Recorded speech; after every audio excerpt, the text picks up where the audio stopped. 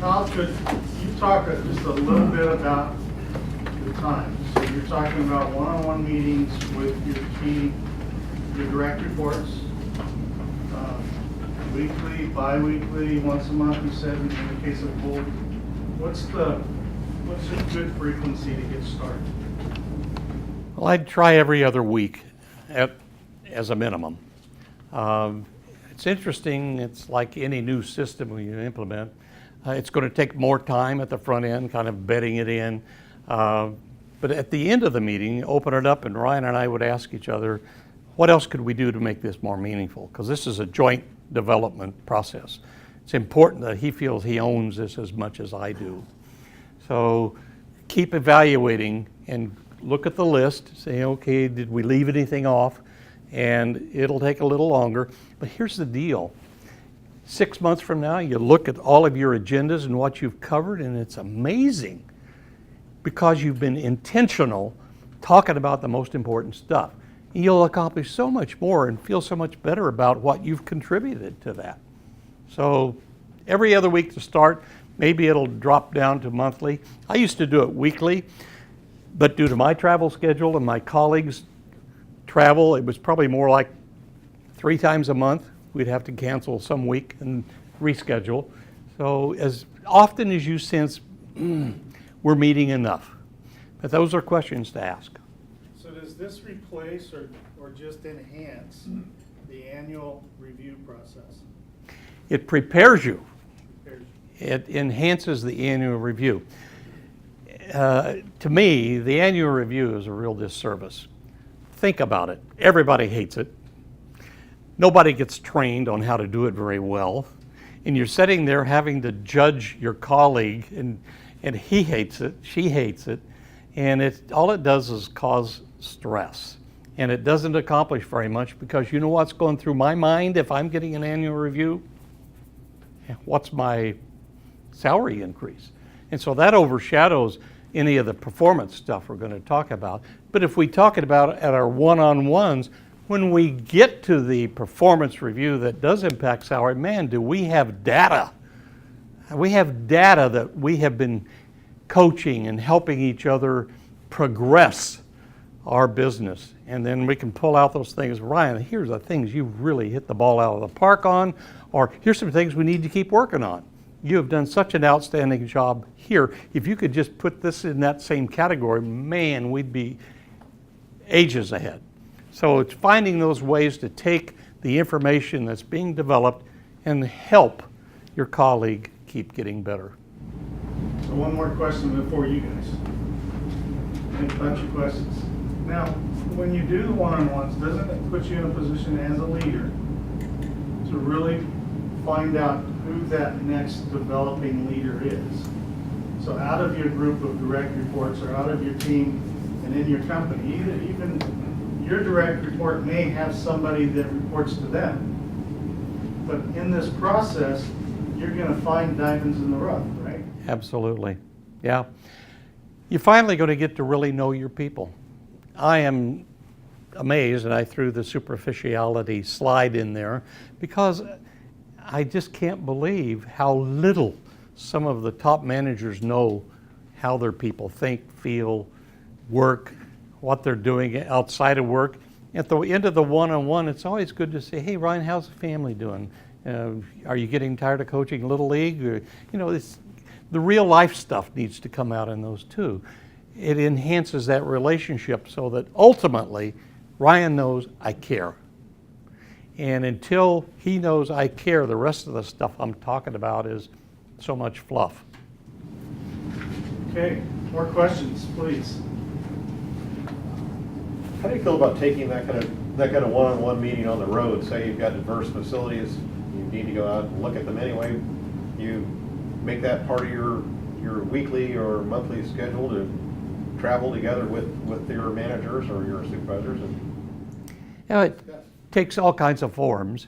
Like Ken Monroe, one of the things he does when he's checking with his manager on a monthly basis, he asks that manager, show me your agendas of all of your one-on-one meetings that you're having with your troops. So it's kind of a checkup from the neck up, if you will.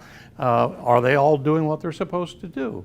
And that's a nice way to hold them accountable as when the boss shows interest. And that, in organizations we work with that have scattered offices, that's one of the ways that they do the checkup. Let's talk about some of who are your A's, your B's, your C's. What are you doing to help your C's move up, your B's become A's? So they're into that kind of stuff, because ultimately what we are working on is our delivery system. How do we keep building our delivery system? Whether it's the best service in Northern California, how do we keep that focus and keep tweaking and working on it? Because you know by now, it doesn't happen on autopilot. Got to keep tweaking the little things, and we will not run out of opportunities to keep getting better. And when that becomes the philosophy of the organization, everybody's in tune and aligned. And that's an expectation they don't want to disappoint. So it's adaptable. You can take the concept of one-on-one connection and communication. And if you have direct reports like Todd and others that are outside of the office, so you can do that when you go and visit. Right. You conduct that, or you can make it adaptable to your company. You can set in on the one-on-ones. That's a great idea, is when Ken Monroe visits his colleagues, say, I'd like to set in on one of your one-on-ones with this guy. And maybe 2 months from now, he'll set in on another one. So there's all kinds of ways to embellish and work on keep making it better. Great. Question? How do you work with clients who say that they need your help to implement this within their organization? Well, I just went through, I probably 7 years ago helped Clark Pacific get started. Well, 7 years later, instead of being 150 employees, now they have 775, I think, of the latest count. Well, they have a lot of new people, so we just ran 60 new people through classes, 12 people per class, to train them. The first 2 hours, 1 month, was kind of what you got, but a little deeper. And then a month later for them to come back and show what they've been doing, bring their agendas. So they're serious as a liver attack about making sure their one-on-ones work, because they've seen what can happen. So they're doing everything they can. We're working on a video so that new people who missed the class can see it, because it's the heart. It's the arterial highway, if you will, the arteries through the organization where all the important stuff gets talked about. So it's high impact. Helen. So when we have the collection of agendas, we say that the subordinate should bring in the agenda. Right. And yet we're making an agenda as well for things we want to add. Just on a technical process basis, how do you combine those and then track those for that accountability at the end of the year? Okay. Usually you're trying to work on one agenda. So if you and I are in a reporting relationship and you're preparing the agenda, I'm just going to email you some ideas. I'm looking at last week's, saying, okay, here's something new we ought to be talking about in addition. So I'll shoot you an email. Hey, 2 or 3 days before our meeting, add this to our agenda. Here's something I'd like to talk about. So we're kind of working on the same agenda. We're just trying to make it robust, not overload it. We got to fit it in a time frame, and we're going to deal with the most important stuff. Have you come across a paper called Completed Staff Work? It's a concept that came out of World War II. The generals got tired of their colonels bringing them problems, but instead bring us the solutions. Here's the problem, here's 3 or 4 options, here's what's recommended, here's the implementation plan. Great concept. That's what gets looked at a lot in one-on-one kind of sessions, is training in those kinds of tools to increase capacity, capability, and competence of the direct reports. And here's new knowledge, here's a new process. So as a manager, I'm looking for that kind of stuff. How do I help you increase your productivity? This is a great setting for that. So what do you say to the manager or the executive who says, well, that's a great idea, Hal, but man, I am just too busy to do that? Remember the next to the last slide? Yeah, I'm too busy. I run into that. Or I say, I want to think about that and kind of beetle off keep doing their same old stuff. And that's the world we live in. You know, not everybody is grabbing for great ideas and seeing how they can make a difference. For those who are, you know, there's an abundance of great thinking out there, and usually if you do what Roy's done in his organization, say, oh, okay, everybody, we're going to read some books. And we start saying, can we apply this here? Or somebody gets a bright idea and say, hey, Roy, I just read this. Can we try this? And in that kind of an environment, wow, sky's the limit. Can you repeat the title of the essay that you referenced? It sounded like it was a World War II. Yeah, it's called Completed Staff Work. Just Google it, and you'll find a couple of reports on the internet. Completed staff work. Thank you. Yeah. Questions? Just one quick comment. What I'm hearing you say is we're the captains of our ships, and if we're heading off into a direction of which is our strategic plan, and we're making course corrections with your weekly meetings as opposed to drastic turns. Right. I think that it's a great thing. Yeah. Yeah.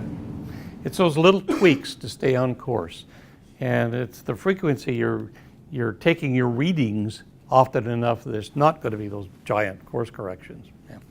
Okay, so one last thing. We have a lot of different industries represented here today.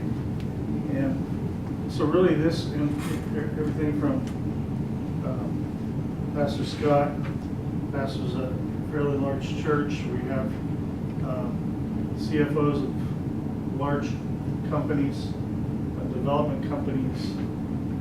Caleb is represented here today, and you know, formerly SureWest is consolidated. So we have a lot of different industries. Northrop Grumman is represented. So this works in the small companies and the large companies. And if you don't have it, if your upper leadership doesn't see it, you can still start at your level, right? Mid-level management. You can start it anywhere, right? Usually we're rolling it out in the company. I start with the leadership team.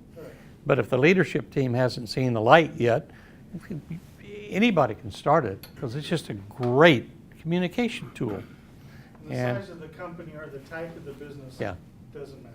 Okay, think about this. How about doing this with your wife, your husband, your significant other, some kind of a relationship that you really place a great value on? What else can we do? Because those are the ones we take the greatest advantage of. And how can we work on making this a more exciting, productive, insert term, relationship? It's a great idea. Thank you. Thank you.